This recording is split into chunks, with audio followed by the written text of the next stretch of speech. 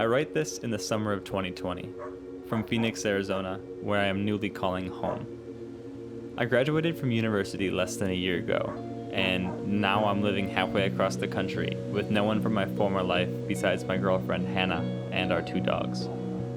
I've left the nest, and now I'm faced with the wide open void of life in front of me. For the first 20-some years of my life, I had a framework for what I had to do, where to go, and what I could expect next. In high school, it was studying to get into a good university. In college, preparing myself for a career. With the guiding hands of my parents, there was always a path to aid me in my progression. But now as I leave home, the world has opened up. Infinite paths, infinite possibilities, infinite everything it seems. This feeling of infinite everything is one that I can only compare to the thoughts I have while traveling. Sort of floating through each day, all while not being worried about tomorrow. An appreciation for the vast complexity this world has to offer, and the sobering realization of our own insignificance. I've always intuitively understood that existence was odd, and that our little human lives didn't matter in the grand scheme of things. My parents taught me about our universe and the scientific laws that govern it. However, in the last couple of years, this understanding has become an everyday burden. I've been going through my days, slightly removed, watching myself act out the motions. I've been living in the abstract, floating through the universe, acutely aware of its surrealness.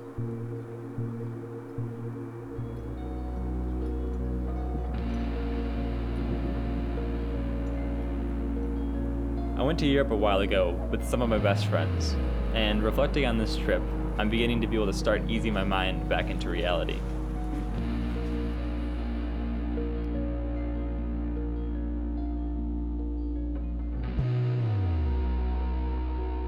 This group of friends is about as tight as they get. And yet, when we landed in London, I felt awkward. I was self-conscious and easily irritated, constantly worried I wasn't being fun. Somehow I just couldn't be in the moment. I couldn't experience this like I had been able to on so many trips before.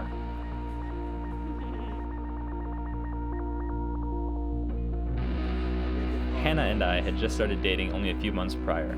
After spending years being just friends in this group, I know we were both trying to find our place as a couple and no longer just individuals. I couldn't stop judging myself on behalf of the others, constantly wondering what they thought of me. And looking back now, I think I was worried if my friends liked me. It wasn't until about halfway through our journey across Europe that I started to realize why I was feeling so strange. It appeared that my fear of rejection and awkwardness might have been a symptom of changing times. We were all about to go out into the void of adulthood, the next chapter. This group was my last guiding hand, my last framework that helped me stay tethered to my purpose in life. I was trying desperately to ensure our friendship didn't fade, and in doing so, I was drawing myself further and further out. I was isolating myself from these friends I loved so much.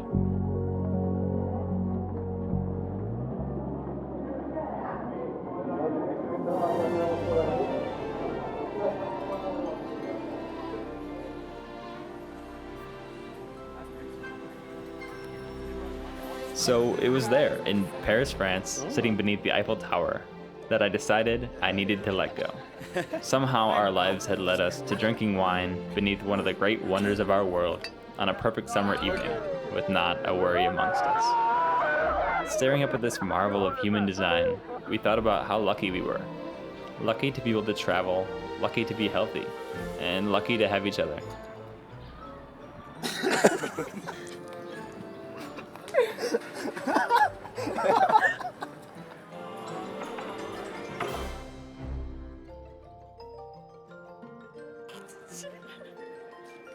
Killing it!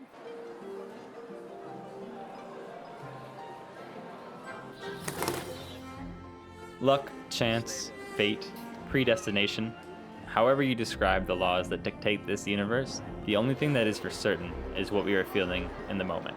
I don't need to worry about holding on to what I have or what will come. You can't control any of that. However, moments spent with people you love seem to last, and people you love seem to stick around. When groups of friends change, people move, and jobs take up time, we can all end up taking our relationships for granted. But I'm going to try a little harder to value the time I have with people, especially if that time isn't much. Life is lonely by nature. You'll only ever truly have yourself. But if you are lucky, you'll find you have your family. And if you are really lucky, you might find someone you can keep right by your side through it all. Lovely.